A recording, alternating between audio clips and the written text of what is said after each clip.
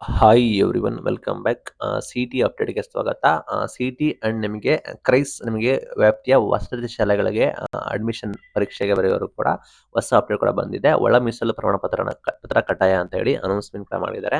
ಸಂಪೂರ್ಣ ಮಾಹಿತಿಯನ್ನು ತಿಳಿಸ್ಕೊಡ್ತೀನಿ. ಚಾನಲ್‌ಗೆ ಸಬ್ಸ್ಕ್ರೈಬ್ ಆಗಿ. ಇಂಜಿನಿಯರಿಂಗ್ ಸೇರಿ ವಿವಿಧ ವೃತ್ತಿಪರ ಕೋರ್ಸ್‌ಗಳಿಗೆ ಸಾಮಾನ್ಯ ಪ್ರವೇಶ ಪರೀಕ್ಷೆ ಸಿ-ಇ-ಟಿ ಹಾಗೂ ನಿಮಗೆ ವಸತಿ ಶಿಕ್ಷಣ ಸಂಸ್ಥೆಗಳ ಸಂಘ ಅಂದರೆ ಕ್ರೈಸ್ ಕಡೆಯಿಂದ ವಸತಿ ಶಾಲೆಗಳಿಗೆ 6ನೇ ತರಗತಿ ಅಡ್ಮಿಷನ್ಸ್‌ಗೆ ಯಾರೆಲ್ಲ ಹಾಜರಾಗಬೇಕು ಅಂತಿದ್ದೀರಾ, ಪರಿಶಿಷ್ಟ ಜಾತಿಯ ವಿದ್ಯಾರ್ಥಿಗಳಿಗೆ ಒಳ ಮೀಸಲಾತಿ ಪ್ರಮಾಣ ಪತ್ರ ಸಲ್ಲಿಸೋದು ಕಡ್ಡಾಯ ಅಂತೇಳಿ ಘೋಷಣೆ ಕೂಡ ಮಾಡಿದ್ದಾರೆ. ಈ ಬಗ್ಗೆ ಕೆಎ ಬಂದ್ಬಿಟ್ಟು ಅನೌನ್ಸ್‌ಮೆಂಟ್ ಕೂಡ ಮಾಡಿದೆ. ಈ 2 ಪರೀಕ್ಷೆಗಳಿಗೆ ಅಪ್ಲಿಕೇಶನ್ ಹಾಕೋರಿಗೆ ಪರಿಶಿಷ್ಟ ಜಾತಿ ಅಭ್ಯರ್ಥಿಗಳು ಯಾರೆಲ್ಲ ಶೆಡ್ಯೂಲ್ ಕಾಸ್ಟ್ ಅಭ್ಯರ್ಥಿಗಳು ಇದ್ದಾರೆ ಅವರಿಗೆ ಆನ್‌ಲೈನ್‌ನಲ್ಲಿ ನಿಮಗೆ ಅರ್ಜಿಯಲ್ಲಿ ನಿಮಗೆ ಪ್ರವರ್ಗ ಎ, ಬಿ, ಸಿ ಅಂತ ಹೇಳಿ ವರ್ಗೀಕರಣ ಕೂಡ ಮಾಡಿರ್ತಾರೆ. ನಿಮಗೆ ಆರ್.ಡಿ ನಂಬರ್ ಸಂಖ್ಯೆಯನ್ನು ಕೂಡ ನಮೂದಿಸಬೇಕು ಅಂತ ಹೇಳಿ ಅನೌನ್ಸ್‌ಮೆಂಟ್ ಕೂಡ ಮಾಡಿದೆ. ಕೆಲ ಅಭ್ಯರ್ಥಿಗಳು ಏನ್ ಮಾಡಿದ್ದಾರೆ ಅಂದ್ರೆ ಈಗಾಗಲೇ ಹಳೆಯ ಜಾತಿ ಪ್ರಮಾಣ ಪತ್ರವನ್ನು ಹಾಕಿದ್ದಾರೆ. ಹಾಗಾಗಿ ಇದನ್ನ ನಿಮಗೆ ಸೀಟು ಹಂಚಿಕೆಯಲ್ಲಿ ನಾವು ಪರಿಗಣನೆ ಮಾಡೋದಿಲ್ಲ, ಕನ್ಸಿಡರ್ ಮಾಡೋದಿಲ್ಲ ಸೀಟು ಹಂಚಿಕೆಯಲ್ಲಿ.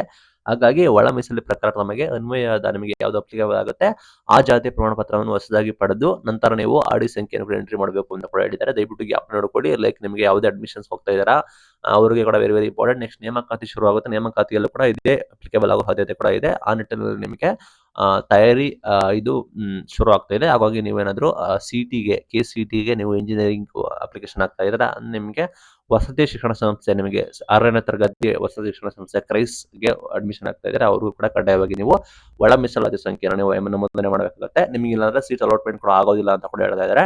ನೆಕ್ಸ್ಟ್ ನೇಮಕಾತಿ ಎಲ್ಲ ಶುರು ಆಗುತ್ತೆ. ಅದಕ್ಕೂ ಕೂಡ ನೀವು ಕಡ್ಡಾಯವಾಗಿ ಒಳ ಮೀಸಲಾತಿ ಸಂಖ್ಯೆಯನ್ನು ಕೂಡ ನಾವು ಪ್ರಮಾಣ ಪತ್ರ ಕಡ್ಡಾಯ ಆಗಿ ಇರಬೇಕಾಗುತ್ತೆ. ಆ ಆರ್.ಡಿ ನಂಬರ್ ಅನ್ನು ನೀವು ಕಡ್ಡಾಯವಾಗಿ ಎಂಟ್ರಿ ಮಾಡಬೇಕಾಗುತ್ತೆ.